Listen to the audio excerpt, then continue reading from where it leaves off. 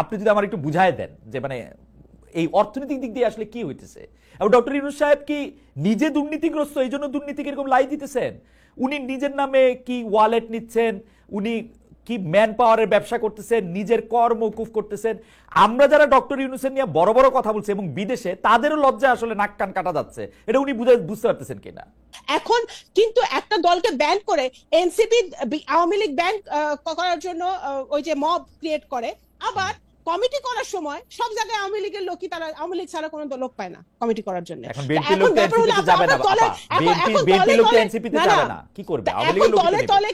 এখন তলে তলে কার সাথে কার খাতির? তাহলে আওয়ামী লীগের লোক নিয়ে যদি তুমি কমিটি করবা।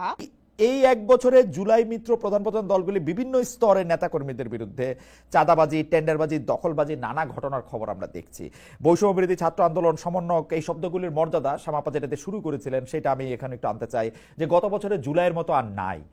আসলে যেই কারণে আমরা শেখ হাসিনা সরকারের এগেনস্টে সবাইকে একতাবদ্ধ হইতে দেখছি, এর প্রধান কারণ ছিল হচ্ছে মানুষের গণতান্ত্রিক অধিকার, দ্বিতীয় কারণটাই ছিল কিন্তু দুর্নীতি, বেসামাল স্বেচ্ছাচারিতা। এই জিনিসগুলি আবার আমরা কেন দেখবো? কেন আমাদের ওই আন্দোলনেরই একজন যিনি সারাক্ষণ পথে ছিলেন সেই উমামা ফাতেমাকে আইসে লাইভে বলতে হবে জুলাই আন্দোলনকে কেন মানি মেকিং মেশিন হয়ে যেতে হবে? হাসান কামাল, আপনি কি একটু বলবেন যে আপনার এটা কি মানে মানে আমরা কেন এটা দেখবো? এবং বেশিরভাগ মানুষ মানে আমাদেরকে আমাদের আওয়ামী লীগের বন্ধুরা ফোন করলে এখন হাসে, কি বলছিলাম না, কেমন দেখলা, এবং সেটা একটা মানে খুবই, যারা জুলাইয়ের এক বছর আগে যারা জুলাই আন্দোলনের পক্ষে ছিল না, তারা কিন্তু আমাদেরকে চোখে আঙ্গুল দিয়ে দেখাইতেছে, দেখো তোমরা কারদের উপর বিশ্বাস করছিলা, কারা এরা। আপনি এটাকে কিভাবে দেখেন হাসান কামাল ভাই? আমি এটা আমাদের একটা ঐতিহাসিক দুর্বলতা হিসেবে দেখি। আমি বলি যে আমাদের এখানে এখন পর্যন্ত আমাদের অনেক বিজয়ের অভিজ্ঞতা আছে। আমরা অনেকবার জিতছি, অনেক লড়াইয়ে জিতছি, এগুলি অনেক মূল্য দিয়ে জিতছি হয়তো, কিন্তু আমরা জিতছি। কিন্তু আমাদের কোনো বিজয়কে আসলে বিজয়ের ফলাফল জনগণের কাছে নিয়ে যাওয়ার জন্য যে শিক্ষাটা দরকার সেটা আমাদের কখনোই হয় নাই। এবং আমি জানি না, আপনার তো ওই সময় বয়স হয়নি। আমরা যারা ধরেন ৭১-এর পরের ৭২-এর পরবর্তী যে পরিস্থিতিটা আমরা দেখছিলাম, ৭১-এর পরে সবচেয়ে বড় পরিবর্তন তো এবারের ২৪-এরটা, ৯০-এরটা এত গুরুত্বপূর্ণ পরিবর্তন না।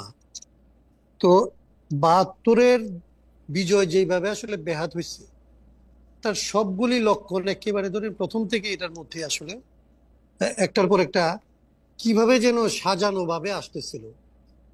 আমি বলি যে এটা বিজয় বেহাত করার জন্য খুব সিম্পল কতগুলো কাজ করা লাগে।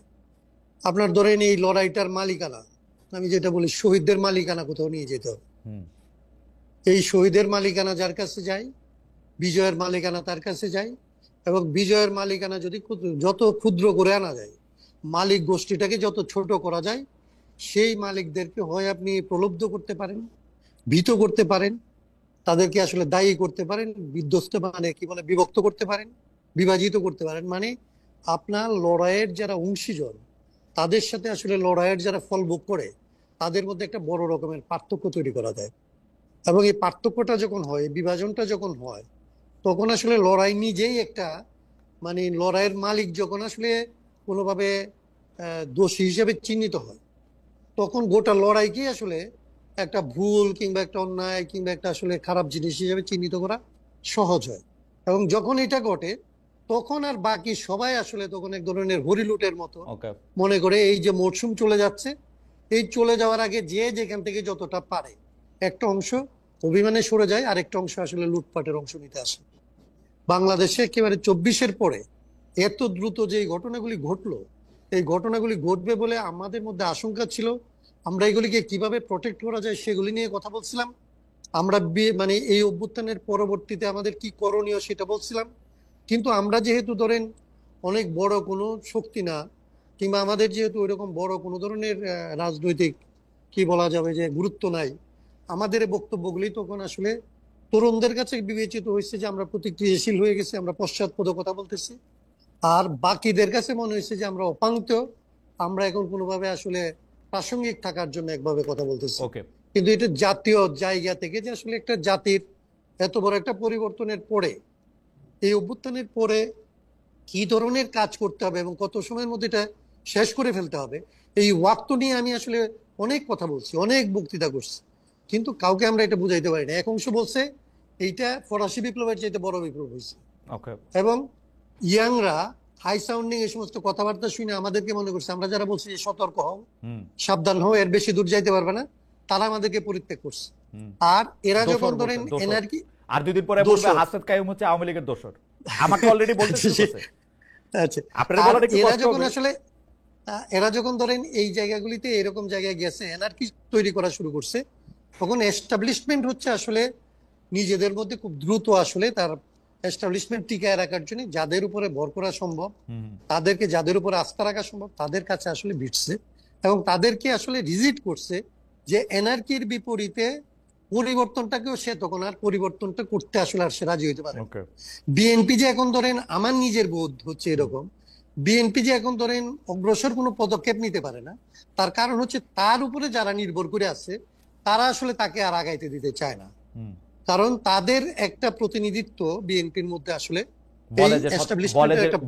বলে যে 17 বছর না খায় আছি, ওইটা অন্য জিনিস, ওইগুলি ওইটা বইলেই বিএনপির উপর চাপটা সৃষ্টি করে। হ্যাঁ, যে মানে চাপ সৃষ্টি করে। আপনার রিয়েল যারা ধরেন, যারা ব্যবসায়ী গ্রুপ একেবারেই যদি ধরেন, তাহলে একেবারে ব্যবসায়ীদের তো এটা হচ্ছে খুব স্বাভাবিক, যদি দেখে যে এনার্কির দিকে যাচ্ছে, তাইলে তো ব্যবসায়ীরা বিএনপি কে বলবে যে বাবা দেশটাকে অন্তত স্টেবল রাখো, অন্তত এইখানে মানুষের খায় পড়ে বাঁচতে হবে। এবং বিএনপি যদি সেইখানে রেসপন্সিবল পলিটিক্সও করতে চায়, তাইলে তার কথাটাকে সে একদম ফেলে দিতে পারবে।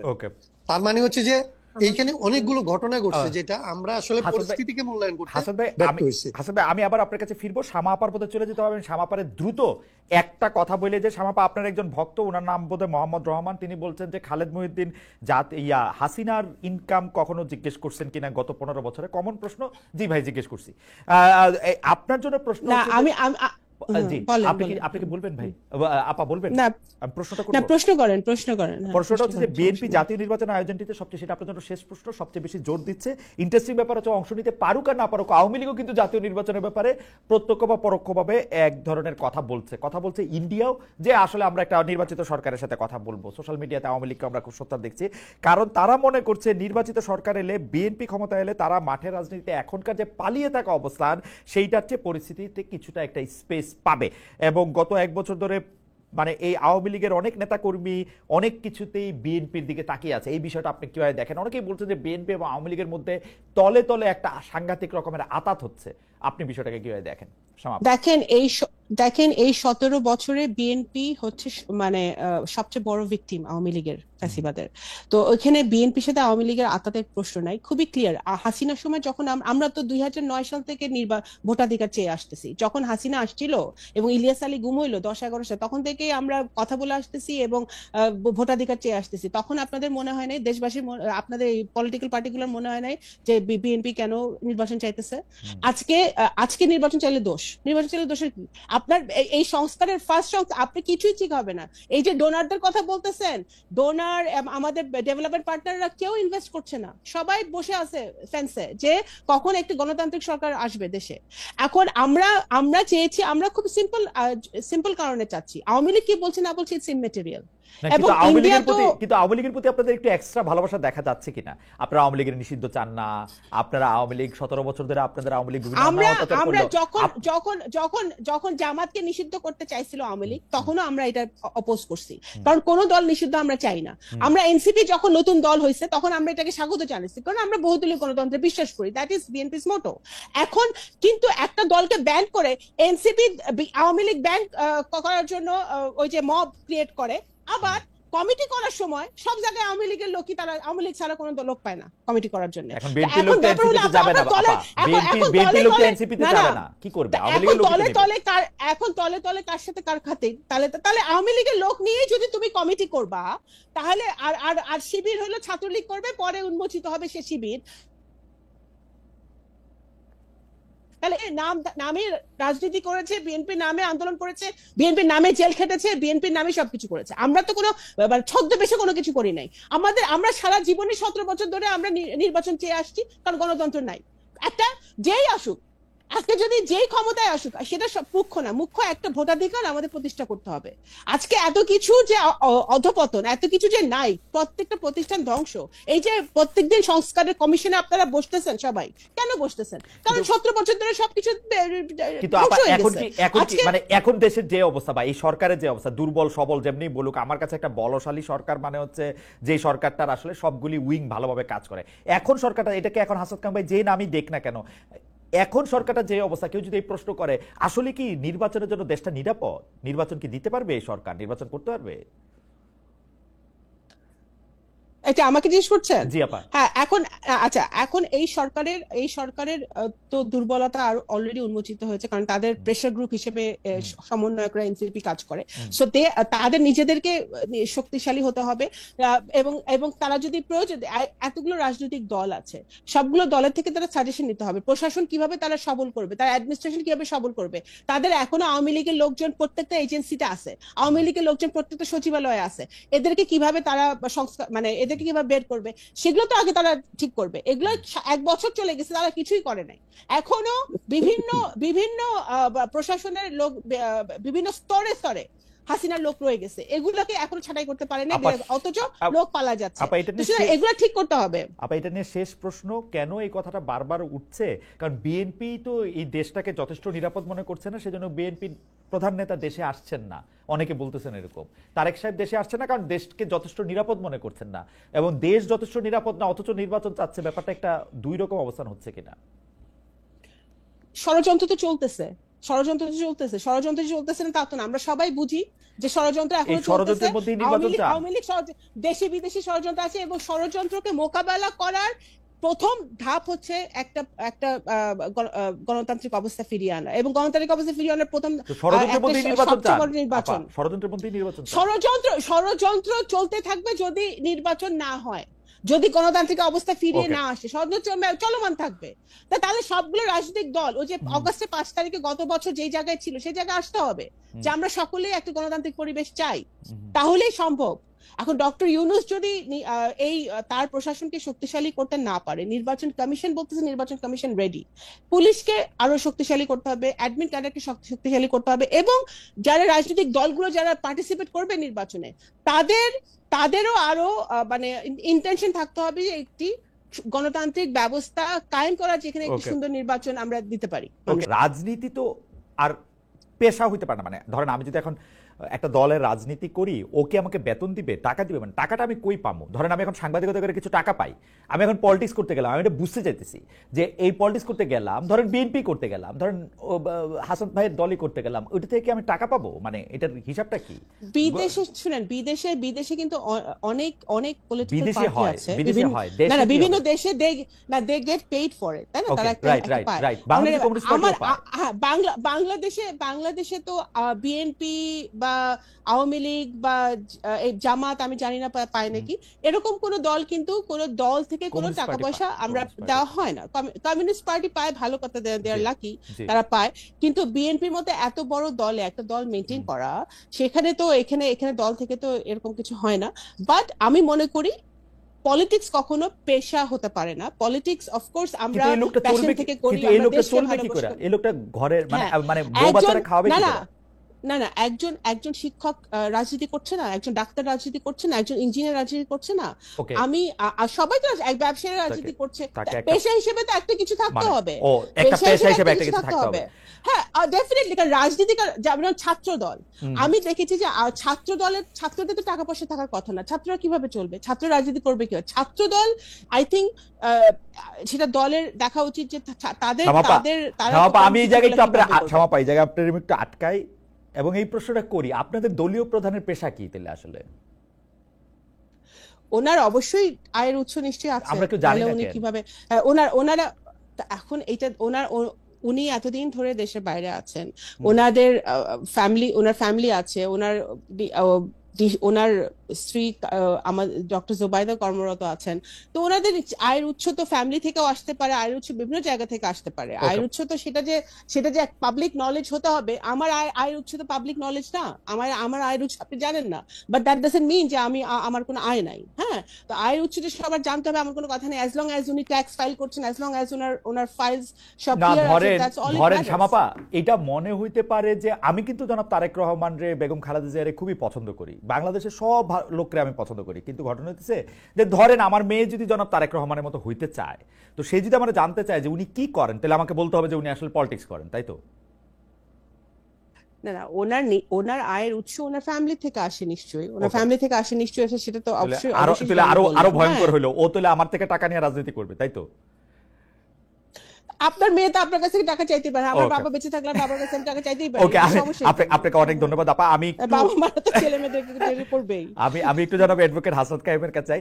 জনাব অ্যাডভোকেট হাসনাত কাইম, আপনি কি আমাদেরকে একটু বলবেন যে আমার রিডিং হচ্ছে এই সরকার আগেও দুর্বল সরকার ছিল, কিন্তু ক্রমাগতভাবে দুর্বলতর বা দুর্বলতম সরকারে পরিণত হচ্ছে। আমি মোটা দাগে দুইটা ঘটনার দিকে আপনাকে দৃষ্টি আকর্ষণ করতে চাই। গত কয়েকদিন আগে আমি দেখলাম যে মাইলস্টোনের ঘটনার পরে কয়েকটা রাজনৈতিক দলের সাথে উনি বৈঠক করলেন। কেন এই 4টা দল বাঁচলেন, কেন পরে আবার আর 14টা দল, মানে কারা বড় দল কারা ছোট দল, কিভাবে এটা মাপা হলো এটা আমি বুঝি নাই। এইটা একটা দুর্বলতার লক্ষণ মনে হয়েছে। আবার একটা দুর্বলতার লক্ষণ মনে হয়েছে, ওইখানে অংশগ্রহণকারী একটা রাজনৈতিক দলের নেতা বাইরে এসে বলল যে ইউনূস সাহেব 4-5 দিন পরে ঘোষণা দিবেন যে আসলে ইলেকশন কবে হবে। পরে আবার আমরা এটার কিছুই শুনলাম না। আমরা ইউনূস সাহেব সম্পর্কে এরকম কথা আরো শুনছিলাম, এনসিপি বলছিল যে ইউনূস সাহেব পদত্যাগ করতে চান। তো আরো দুর্বল আমার কাছে মনে হইতেছে, আপনি দেখবেন যে এই সরকারের একজন উপদেষ্টা যেন মাহফুজ আলম, তিনি মানে এই যে এনসিপির বা এনসিপি ঘনিষ্ঠ বা আগে এনসিপি ছিল এখন বৈষম্য কি জানি আমি জানি না এত কিছু, ওরা এখন চাঁদার কথা বলা হওয়াতে তিনি একটি ফেসবুক স্ট্যাটাস দিয়েছিলেন বাংলাদেশের মধ্যরাতে। সেইখানে তিনি একটা কথা বলছিলেন, সেটা হচ্ছে নতুন একটি দলের মহারথীরা, এবং ইঙ্গিত করেছিলেন তিনি টাকা পয়সা সহ একটি সার্কেল মেনটেন করতেছেন, একটা দুর্নীতির একটা চক্র মেনটেন করতেছেন। পরে তিনি এটা আবার চেঞ্জ করছেন। এখন এরা আসলে কারা, মানে এই এই এই জিনিসগুলি কোথা থেকে হইতেছে? মানে সরকারের কি আপনি মিনিমাম কোনো কন্ট্রোল দেখেন কিনা? আমি অন্য কোনো কিছুর দিকে যাইতে চাই না, আমি শুধু আমার টাকা পয়সার হিসাবটা চাই।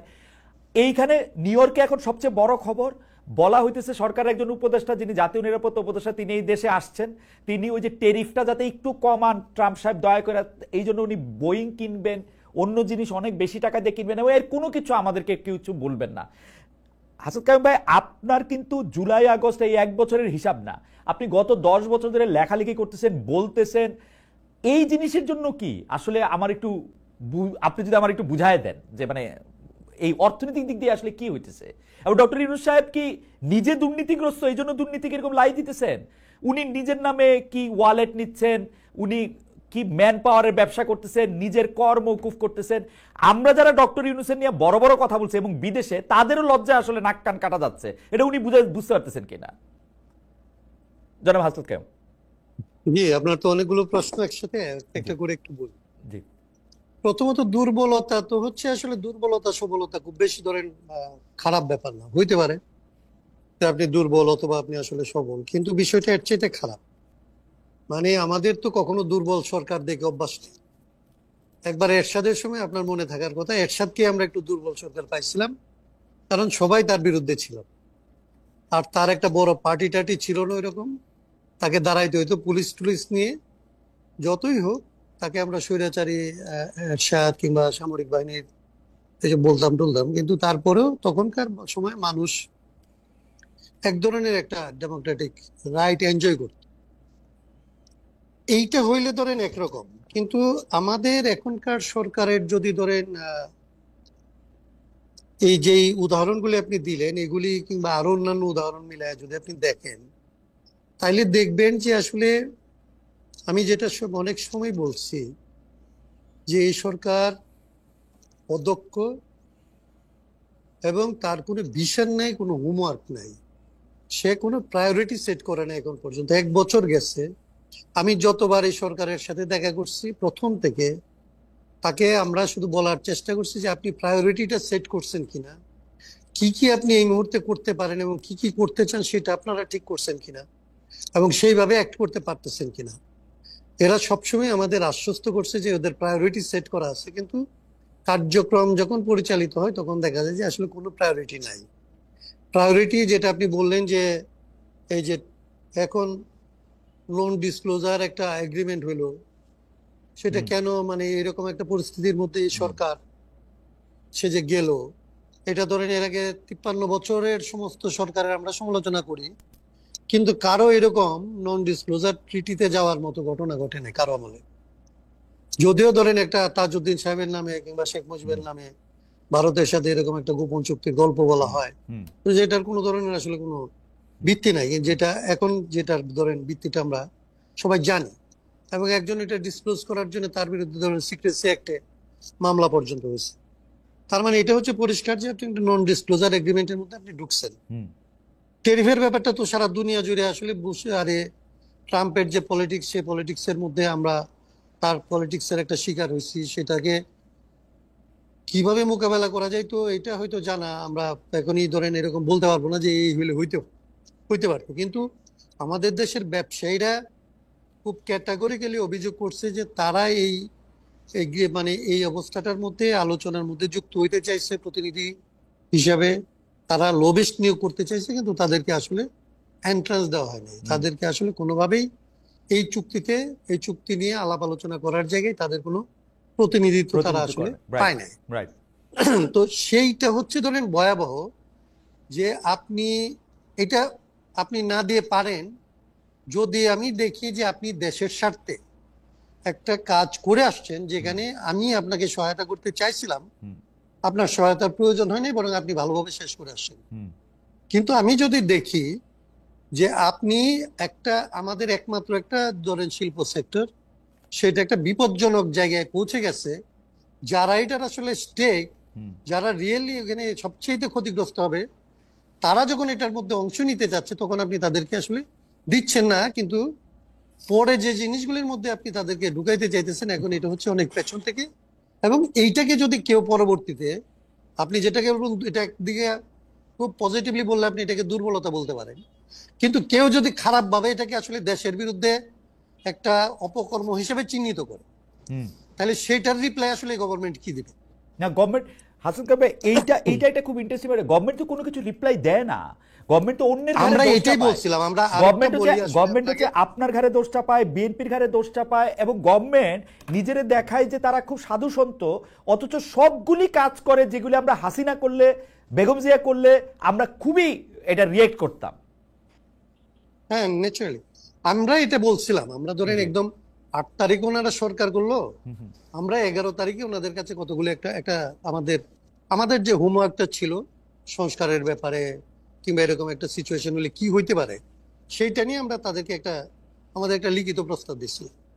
সেইখানে আমরা তাদের কাছে একটা জিনিস চাইছিলাম, যে আপনারা একটা গভর্নমেন্ট যারা বাংলাদেশে আসছেন আমাদের সৌভাগ্যক্রমে, আপনারা যদি এখানে একটা ট্রান্সপারেন্ট গভর্নমেন্টের এক্সাম্পলটা সেট করে, থাকে না কতগুলো জিনিস আপনি সেট করে গেলেন, পরের জন্য আসলে এটা একটা মানে এটাকে ভাঙা খুব কঠিন হয়ে পড়ে।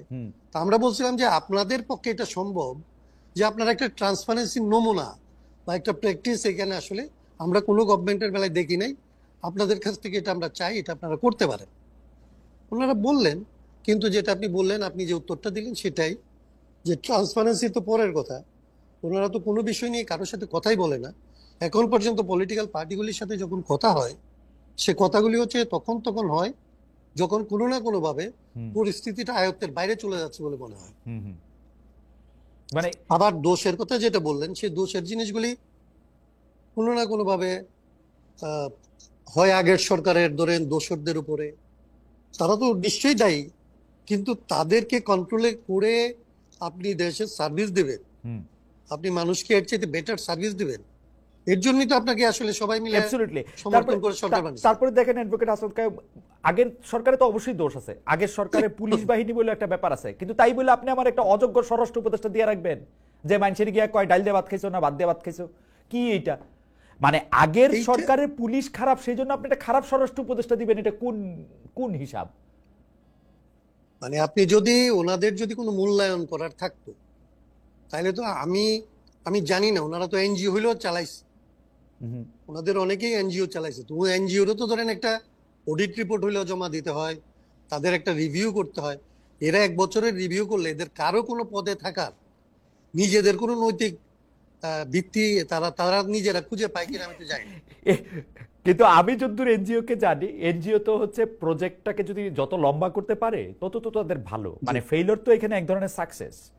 উনারা তো না সেটাই মানিক বন্দ্যোপাধ্যায়ের পাঁচির মতো, উনারা তো ঘাটা বাঁচায় রাখতে চান, ঘাট কারণ ঘাট সেটা হারলে ঠিক তো- আছে, কিন্তু সেটা আমি আপনার ওই জায়গাটায় যাচ্ছি না, ওইটা আরেকটা ফিলোসফিক্যাল ডিবেট। জি। আমি বলছি যদি এটাও করতে হয়, হুম, হুম, আপনার যদি পাঁচির মতো ঘাটাকে আপনি লম্বা করতেও চান, হুম, হুম। তাইলেও তো আপনাকে ডোনারদেরকে স্যাটিসফাই করতে হয় যে বাইরে এই টাকাটা এইভাবে আনছিলাম, এইভাবে খরচ করছি, এই কারণে আরো লাগবে। অ্যাডভোকেট হাসান কায়েম, আমি সেইটুকু দক্ষতা কি সরকার দেখাইতে না পারছে? সেইটুকু দক্ষতা মানে তো মানুষকে যে বলবে যে আমি 12 মাস আছি, আমাকে এই কাজগুলি আমি 12 মাসে করছি, এই কাজগুলি আমার আসলে চলতেছে, এইটা শেষ হওয়ার জন্য আমার এতদিন সময় লাগতে পারে, আমাকে এই সময়টুকু আসলে ফেলাও করো এবং সবাই মিলে আমাকে আসলে এই কাজটা করতে সহায়তা করো। এইটা বলার তো কোনো, ওনারা তো এটা বলছেন না। না বলছেন না, এবং আমরা বলা তো ওনাদেরকে 18 মাসের একটা প্রজেক্ট দিছিলাম, মানে আমরা এরকম একটা ধরেন, মানে আমি বললাম না যে 11 তারিখে আমরা ওনাদেরকে 18 মাসের মধ্যে এই সংস্কার, নির্বাচন, সমস্ত কাজটা সম্পন্ন করা যায়, এবং এই লেভেলে না, আমরা বলছিলাম যে এটা ব্যাপক অর্থেই করা যায়। মানে ওনারা তো এখন কেবলমাত্র পলিটিক্যাল পার্টিগুলির সাথে কথা বলতেছে, হুম, আমরা তো চাইছিলাম যে এটা পলিটিক্যাল পার্টির সাথে কথা বলবে, নন পার্টি পিপলদের সাথে কথা বলবে, নন পার্টি অর্গানাইজেশনগুলির সাথে কথা বলবে, অন্যান্য স্টেক হোল্ডারদের সাথে কথা বলবে, অন্যান্য জাতিগোষ্ঠীর সাথে কথা বলবে, বিভিন্ন সংখ্যালঘু সম্প্রদায়ের সাথে কথা বলবে, ঢাকার বাইরে কথা বলবে, ঢাকার বাইরের মানুষের সাথে বলবে, রাইট। এবং এটা পুরোটা সম্ভব। এটার জন্য তো আসলে এটা কেন হইলো না, এটা তো কোনো ব্যাখ্যা তারা আমাদের দেয় না। এবং আমরা তো এই 11 তারিখে আমরা আবার এটাকে ডিসক্লোজ করব যে গত বছরের 11 তারিখে আমরা কি দিছিলাম। ওকে, হাসান কায়েম ভাই, আমরা যেহেতু অনেকগুলি বিষয় নিয়ে কথা বলতে হয়, আপনি চট করে এই প্রসঙ্গে একটু কথা বলবেন কিনা? আমাদের একজন দর্শক অনিক ঘোষ, উনি বলছেন যে ভাই আপনারা অনেকগুলি নিয়ে বিষয় নিয়ে কথা বলেন, প্রতিবাদ করেন, কিন্তু রংপুরের হিন্দু পরিবার, আমাকে বলছেন যে রংপুরের হিন্দু পরিবারগুলির উপরে হামলার বিষয়ে আপনি কিছু বললেন না। অ্যাডভোকেট হাসান কায়েম, আপনার কাছে এই বিষয়ে একটু শুনতে চাই, আপনার কাছে একটু জোড়া লাগাই দিতে চাই যে আপনি যদি একটু 2 মিনিটে এইটাও একটু বলেন যে আপনি বিশেষ করে, আমি আপনাকেই বলতেছি, মানে আমি এটা প্লুরালেও বলতেছি না, যে দীর্ঘদিন রাষ্ট্র সংস্কার, রাজনৈতিক সংস্কার, দলে গণতন্ত্র চর্চার দাবিতে যিনি অনেকদিন ধরে সোচ্চার ছিলেন, বিশেষ করে বড় দলগুলোর পরিবারতন্ত্র, দীর্ঘ সময় ধরে আজীবন একজন দুজনের মধ্যে নেতৃত্ব থাকা, নেতৃত্ব সে মতো থাকা, এগুলি নিয়ে আপনারা যখন কথা বলছেন, তখন ধর্মভিত্তিক দলগুলোর ক্ষেত্রে আপনারা সেভাবে তাকান না, এইটা কি আপনাদের একটা বা সেভাবে সমালোচনা করেন না, এইটা কি আপনাদের একটা পপুলিস্ট মুভ কিনা? হাসান কায়েম ভাই, এটা যদি একটু বলেন, রংপুরের ব্যাপারটাও যদি একটু বলেন, আপনি এটা পরেও আবার বলতে পারেন, আমরা সামাপাত থেকেও একটু কথা শুনে আসতে পারি, বা আপনি একটু আপনার শুরুও ইচ্ছা, করতে আমি পারেন। তাহলে ধরেন আমি ওই যে প্রথমত হিন্দু জি, রংপুরের এইটা একটু হিন্দুদের বলে দেন। ব্যাপারটা আমি জি, বলি। জি, রংপুরের হিন্দুদের ব্যাপারে আমরা একেবারেই ধরেন আমাদের বিবৃতিটা একটু দেরিতে গেছে। মানে আমি আপনাকে বলি যে আমি আপনার এখানেও আজকেও অ্যাটেন্ড করতে চাই নাই, হুম, আমার হচ্ছে জ্বর। এখন এটা আমার ব্যক্তিগত ব্যাপার বলতেছেন তো, এই জন্য বলতেছি, হুম, দলের জায়গাটা এইভাবে ব্যাখ্যা করা যাবে না। হুম, তো আমার নিজের অসুস্থতা এবং ইয়ের কারণে কিছু পরিমাণে আমাদের দলীয় কার্যক্রমও ধরেন একরকমের সংকট হয়। মানে আমাদের দুইজনকে একদম ধরেন কমিশনে বসে থাকতে হয় সারাদিন। হুম, আমি মোটামুটি মাঠের কাজ এবং এগুলি দেখতাম, সেই জায়গাটার মধ্যে আমি গত 3-4 দিন একদম, আজকেই প্রথম আমি আপনার সাথে কথা বলতেছি এবং বের হচ্ছি, ওকে, তার মানে আমার জ্বর কাশি এরকম জায়গাটা ছিল। কিন্তু আমরা আজকে আপনি দেখবেন যে আমি নিজে এটার ব্যাপারে বলছি, আমাদের দল থেকে বিবৃতি গেছে, এবং এইসব ব্যাপারে আমাদের কোনো ধরনের হেজিটেশনের কোনো জায়গা নাই। বাংলাদেশে ধরেন আমরা এই হিন্দু কিংবা আসলে দলিত এদের সাথে যে সংবিধান সংস্কার নিয়েও কোনো কথা হয় নাই, এটা নিয়ে আমরা আলাদা আলাদা অনেকগুলো আলোচনা করছি। সো এইটা হচ্ছে আমাদের একান্ত ধরেন মানে অযোগ্যতা বলতে পারেন, কিন্তু আমাদের ইন্টেনশনের কোনো জায়গা থেকে এটা করি নাই। এটা হচ্ছে এক। আচ্ছা, তাহলে আর বাকিটা মানে ধর্মভিত্তিক দলগুলো বা বামপন্থী দলগুলো সম্পর্কে আপনাদের দৃষ্টিভঙ্গি আমি ফিরে এসে আবার শুনি আপনার দৃষ্টিভঙ্গি। জনাব শামা ওবায়েদ, আপনাদের মহাসচিব সম্প্রতি বলেছেন যে আগে ঘুষ দিতে হতো 1 লাখ টাকা, এখন দিতে হয় 5 লাখ, কিন্তু দেশ জুড়ে ঘুষ বাণিজ্য, তদবির বাণিজ্য, চাঁদাবাজি, টেন্ডারবাজি এর বেশিরভাগই নিয়ন্ত্রণ করছেন বিএনপি পন্থীরা। কেউ কেউ বলে থাকেন মানে কিছু করছে বিএনপি, কিছু করছে এনসিপি, অল্প কিছু করছে জামাত, আমাদের কাছে মানুষজন এরকম বলে। তাই সুশাসন নিয়ে অন্তর্বর্তীকালের সমালোচনা বিএনপির দিক থেকে আমি বলতে চাই এটা বিএনপির দিক থেকে কতটা মানানসই। আরও একটা জিনিস আমি এখন ইদানিং খুব দেখতে পাচ্ছি, প্রশাসনে যারা আছেন, পুলিশের, প্রশাসকদের মানে অ্যাডমিন ক্যাডারের, তাদের অনেকেই এই এই একটা কথা বলতে চাচ্ছেন যে তারা আসলে বিএনপির সাথে ঘনিষ্ঠ বা তরুণ বয়সে ছাত্রদল করেছেন, যেভাবে তারা বলতেন আওয়ামী লীগ আমলে, শেখ হাসিনা সরকার আমলে যে আমি শেখ হাসিনা সরকারের খুব ঘনিষ্ঠ বা শেখ হাসিনার দলের খুব ঘনিষ্ঠ বা ছাত্রলীগ করেছি, সেই একইভাবে তারা এখনই বলতে শুরু করেছেন। এই ব্যাপারটাকে আপনি আসলে কিভাবে দেখবেন? মানে সরকারের নিয়ন্ত্রণে তো আর থাকা সম্ভব না, কারণ বিএনপি অলমোস্ট সবকিছুর নিয়ন্ত্রণে চলে গেছে। শামাপা, আপনি যদি একটু বলতেন। এই কথার কোনোই বেসিস নাই, একেবারেই মানে এটার মধ্যে মানে প্রথম কথা হচ্ছে যে বিএনপি এখন রাষ্ট্রের দায়িত্বে সরকারে নাই। বিএনপি চাঁদাবাদ, বিএনপি বড় দল, বিএনপির নাম ভাঙানো সহজ। বিএনপি যদি 2-4 জন চাঁদাবাজি কোথাও করেও থাকে সেটার ব্যবস্থা বিএনপি নিচ্ছে। এবং আপনার যেভাবে আপনার এই সরকার, যে আপনারা এতক্ষণ আলাপ করছিলেন না যে এই সরকার দুর্বল, এই সরকার সবল, তো এই সরকারের দুর্বলতা হচ্ছে যে এই সরকার প্রথমে প্রফেসর ইউনূস এসেছেন ক্ষমতায়, উনি বলেছেন যে উনি ছাত্রদের ডাকে সাড়া দিয়ে এসেছেন বা ছাত্ররা ওনাকে বসিয়েছে। তো এনসিপি যদি আমরা ধরেই নিই, একটা পারসেপশন ক্রিয়েট হয়েছে যে এনসিপি এই সরকারের একটা এক্সটেনশন। আর এনসিপি এবং সমন্বয়ক শব্দটা আবার না কোন দিন আমরা দেখবো যে সমন্বয়ক শব্দটা একটা গালিতে পরিণত হয়েছে বাংলাদেশে, বাংলা শব্দটা। কারণ সমন্বয়ক নামে যে পরিমাণে চাঁদাবাজি হচ্ছে এবং যে পরিমাণে বিভিন্ন জায়গায় টাকা নেওয়া হচ্ছে, এবং আমি ব্যক্তিগতভাবে অনেক ইনসিডেন্ট জানি যেটা আমি এখানে বলতে পারবো না আপনার সাথে, যে আপনার সমন্বয়ক নামে বিভিন্ন জায়গায় ইভেন আওয়ামী লীগের লোকজনের কাছ থেকে চাঁদা নেওয়া হচ্ছে, যারা সবাই তো পালায় নাই, অনেকে তো এখনো আছে দেশে, নেওয়া হচ্ছে। তো এখন কথা হচ্ছে যে বিএনপির নামটা ব্যবহার করা সহজ, এই জন্য মানুষ বিএনপির নামটা ব্যবহার করছে। এবং জামাত করে বা জামাতের ব্যাকগ্রাউন্ড আছে এরকম বহু লোক অ্যাডমিন ক্যাডারে এখন আছে। আপনার এনসিপির যত এবং সমন্বয়করা যত বেশি সচিবালয়ে ঘোরাফেরা করে, তার 0.5% বিএনপি লোকজন যায় না। এখন এটা কারণ হচ্ছে যে সমন্বয়কদের তো ঘোরাফেরা করতে হয়, বিএনপি লোকেরা তো টেলিফোন উঠায় কইলি সমস্যার সমাধান। না, আপনি বুঝতে পারছেন আমি কি বলছি। তারা ইটস ইজি ফর দেম, তাদের অ্যাক্সেসটা অনেক বেশি। তারা মনে করে, বরঞ্চ এনসিপি আলারা মনে করে, তারা যেখানে প্রোগ্রাম করতে যায় সেখানে আমি দেখলাম টাঙ্গালিনা কোথায় যাবে এনসিপি তাদের পদযাত্রা করতে না 1000-এর বেশি পুলিশ ওখানে দিছে। তো এখন ব্যাপার হচ্ছে যে ওখানে তারা তো প্রোটোকল পাচ্ছে, তারা আর্মি প্রোটোকল পাচ্ছে, তারা পুলিশ প্রোটোকল পাচ্ছে, তারা র্যাবের প্রোটোকল পাচ্ছে, তাদের প্রশাসনের প্রোটোকল পাচ্ছে। তারা সরকার তো তাদের সাথে তাদেরকে সব রকম সহযোগিতা করছে। তো আপনারা কিভাবে বলেন যে বিএনপি চাঁদাবাজি করছে? বিএনপি যে চাঁদাবাজি করেও থাকে তাহলে তো সেটা ব্যবস্থা নেওয়া হচ্ছে। আমি দুইটা জায়গায় বলি। প্রথম কথা হচ্ছে এনসিপি বিএনপি আর্মির প্রোটোকল পাচ্ছে কিনা এটা আমি জানি না। এনসিপি যখন বিপদে পড়েছিল তাকে আর্মি প্রোটোকল পাচ্ছে, মানে তাকে আর্মি সহযোগিতা করতে এসেছে। আর বিএনপির চাঁদাবাজির কথা যদি আমি বলি, আমি আসলে প্রায়ই আমি শুনি, কিন্তু ভিডিওতে দেখি, অডিওতে শুনি, যেগুলি মানে বিএনপি ছাত্রদল যুবদল চাঁদাবাজি তদবির টেন্ডারবাজি করছে, 17 বছর ধরে না খেয়ে থাকার হুমকি দিচ্ছে। আপনিও যদি আমি জানি যে আপনি কিন্তু আপনার নির্বাচনী এলাকায় আপনি সবসময় যান, আপনি গেলে নিশ্চয় আপনিও শুনেন, আমাকে বললেন না, কিন্তু কিন্তু কিন্তু ঘটনা তো বিএনপির একজন, মানে এটা তো আপনার চেয়ে বেশি আসলে কে জানে? আমি বলি আপনাকে, যেসব ভিডিও অডিও গুলো আমরা দেখি, এটা আপনারা বিশ্বাস করবেন না শুনলে, যখন একটা পেপারে একটা নিউজ আসে বা একটা ভিডিও ভাইরাল হয়, তখন কিন্তু এটা ইনভেস্টিগেশন করার আগে দল ব্যবস্থা নেয়।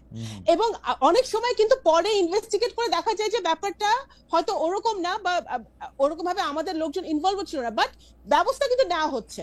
আমি অস্বীকার করছি না যে চাঁদাবাজি একেবারে হচ্ছে না বিএনপির পক্ষ থেকে, যেখানে হচ্ছে সেখানে ব্যবস্থা নেওয়া হচ্ছে, সেটা হচ্ছে আমার পয়েন্ট। আরেকটা হচ্ছে যে আপনারা এই যে সব দল মিলে, এই ইসলামিক দল, জামাত, এনসিপি, এখন আওয়ামী লীগ এখন বেশি কথা কয় না, আওয়ামী লীগ তলে তলে আছে, কিন্তু যারা এখন মানে দৃশ্যমান বাংলাদেশের পলিটিক্সে, সবাই এখন বিএনপিকে দোষারোপ করে বিএনপিকে চাঁদাবাজ বানানো, বিএনপিকে চোর বানানো, বিএনপিকে ডাকাত বানানো সহজ তাদের জন্য। তাদের পলিটিক্সে যায়, তাদের পলিটিক্স যেই পলিটিক্স এখন চলতেছে বাংলাদেশে, এটা যায়, এটাও তারা করছে। না, There is no other reason. না, কিন্তু কিন্তু শামাপা মানে আপনার কথার সাথে আমি মিল পাইতেছি গত সরকারের লোকজনের কথাবার্তায়, কারণ গত সরকারের লোকজন কইতো যে তোরা যে যাই করো সবাই খালি আওয়ামী লীগের খারাপ বলে। ব্যাপারটা কি ভাই, আসলে তাই আমরা কি কিনা? সরকারে আছি? না, ব্যাপারটা আমরা কি সরকারে আছি? বিএনপি এখন তাহলে- ডিফেক্টো, না, বিএনপি না, এখন ডিফেক্টো গভর্নমেন্ট। আমি তো এই টেলিভিশনের শো শেষ করে আপনার কাছে তদবির করব, 3টা তদবির আমার কাছে এই যে এখন না, না, আসতেছে। না, প্রথম কথা হচ্ছে দেখেন, আমাদের প্রশাসন আমাদের না, সরকারও আমাদের না। সরকার বরঞ্চ সরকারের বিরুদ্ধে আমাদের অনেক কমপ্লেন আছে যে সরকার এই যে এখন যে নতুন একটা ট্রেন্ড শুরু হয়েছে যে মব, হ্যাঁ, এই মব অ্যাটাক ঠেকাতে ব্যর্থ হচ্ছে। বিভিন্ন Not জায়গায় ল এন্ড অর্ডার সিচুয়েশন খুবই খারাপ অবস্থা। আবার পুলিশ যে পরিমাণ স্ট্রেংথ নিয়ে পুলিশের মাঠে থাকা উচিত, সেই পুলিশ একেবারেই মাঠে থাকছে না বা থাকতে পারছে না।